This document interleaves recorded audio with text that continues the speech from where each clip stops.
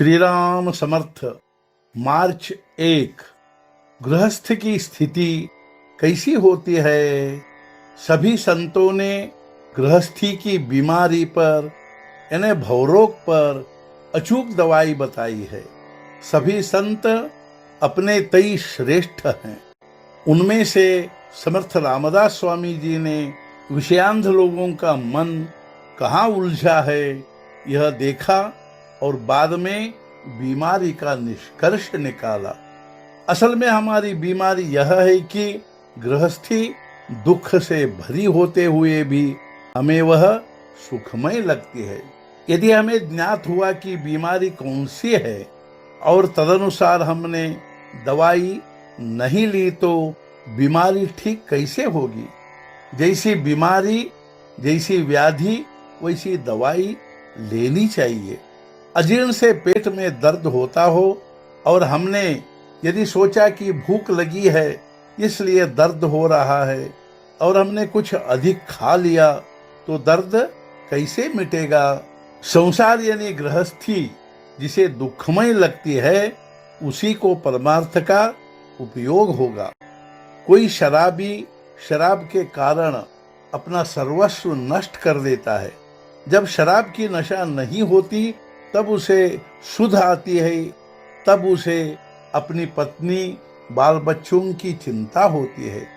उसे ऐसा भी लगता है कि अपनी गृहस्थी ठीक से चले, पर उसे मार्ग नहीं सूझता।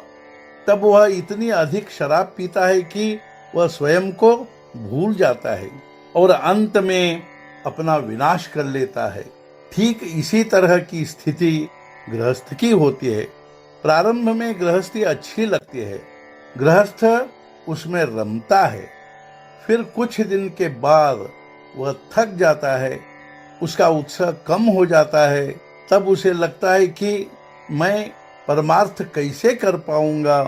तब गृहस्थी में अधिक रुचि लेता है और अंत में हीन दीन अवस्था में उसकी मृत्यु होती है। जो संसार को धोखा देता है वह एक दृष्टि से ठीक ही है, क्योंकि संसार अपने आप को संभाल लेगा। लेकिन जो स्वयं अपना विनाश कर लेता है उसे कौन बचाएगा? वह तो सबसे बुरा है। जो निरी गृहस्थी में डूबा हुआ है वह आत्मनाश, आत्मघात करने वाला होता है। जो असत्य है, जो उसे समझता है कि यह असत्य है फिर भी उसी में सुख समझकर रहता है, उसे क्या कहा जाए? जो भगवान ने दिया है वह सब केवल मेरे लिए ही दिया है ऐसा समझकर वह उसी में लीन हो जाता है। मनुष्य बार बार एक ही बात करता है। मेरी समझ में नहीं आता कि वह उससे ऊब क्यों नहीं जाता। कल की ही बातें हम दोहराते हैं। हमारे ध्यान में नहीं आता कि हम वे ही बातें दोहरा रहे हैं जो कल की थी। वही भोजन, वही नौकरी, वही पैसा, सभी वही करते रहते हैं जो किया गया है। इसका कारण यह है कि विषय भावना बहुत प्रिय होगी या लोभ की कोई तृप्ति नहीं होगी। विषय वासना में सुख है यह कल्पना तो हमने की, उसका अनुभव भी हमने कई बार किया, फिर भी वह कल्पना सही है या गलत है यह हमारे ध्यान में नहीं आता। मुझे तो यह अजीब सा लगता है।